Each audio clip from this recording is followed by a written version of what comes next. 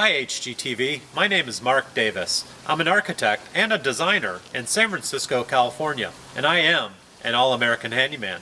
You can reach me at area code 415-990-8491 or try me at my email address, mark, M-A-R-K, at markddesign.com. I can't wait to hear from you.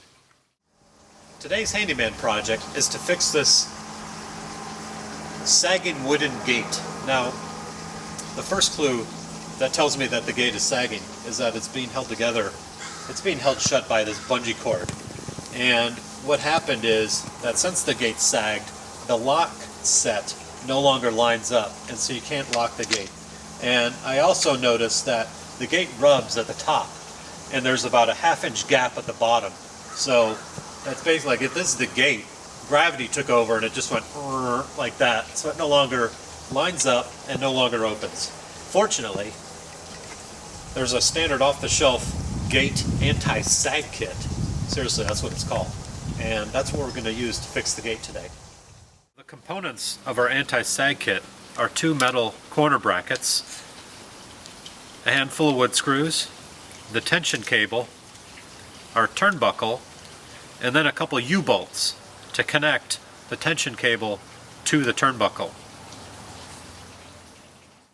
And let's not forget arguably the most important part, the manufacturer's instructions. Be sure to follow them. The first step is to secure the metal brackets to the gate. In order to do that, we need to pre-drill a 5/32 inch hole for each wood screw. I've gone ahead and marked the holes in the gate and we're ready to drill.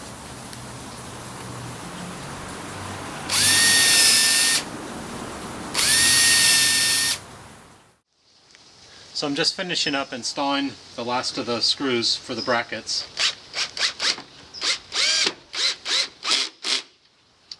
That takes care of that. With both corner brackets installed, my next step is to hook up the turnbuckle and the tension cable. According to the manufacturer's instructions, the turnbuckle connects directly to one corner, and then you use the cable to connect the turnbuckle to the opposite corner, and you tighten all that up together using the U-bolts, which is what I'm doing now.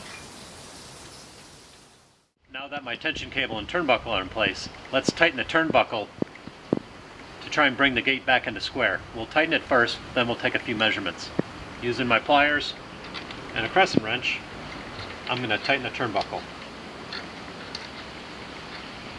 And the cool thing is that while I'm doing this, I can actually hear the wood kind of creaking, so I know that it's moving. I know that it's working.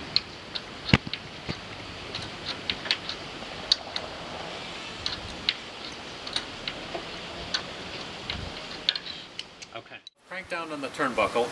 I now want to take my diagonal measurements to see if we're square again.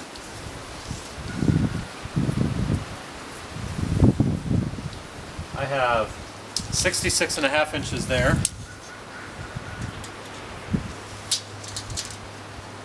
And I have 66.5 inches there. I think it worked. Let's put it back on the hinges and see how we did. So the gate is back on the hinges. Let's give it a test drive. And we're opening and closing a lot better. Our latch lines up, so I think the last thing to do, get rid of the bungee cord. That wraps up this handyman project, and I realize not all projects are going to be glamorous or high profile, but I tell you what, one less thing on my to-do list makes me a happy person.